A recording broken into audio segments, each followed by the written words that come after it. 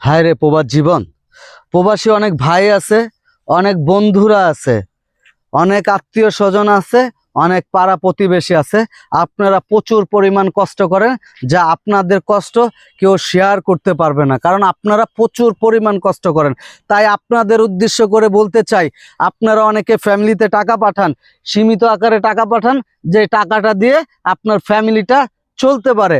আপনারা এরকমভাবে টাকা পাঠাবেন না যে আপনার চলার আগামী পথগুলো অনেক কষ্ট হয়ে যায়। কারণ আমার দেখা অনেক প্রবাসী ভাই আছে, অনেক প্রবাসী বোন আছে, দীর্ঘদিন প্রবাস জীবন করে তারা এখন দেশে বেকার। তাদের এখন ভালো লাগা খারাপ লাগা কেউ তাদেরকে দেখে না।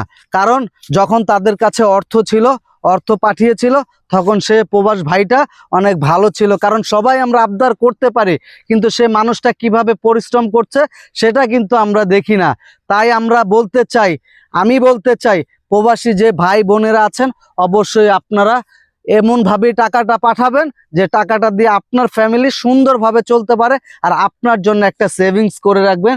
যদি আপনি কখনো অক্ষম হয়ে যান, ওই টাকাটা দিয়ে আপনি চলতে পারেন। এটাই আমার কথা।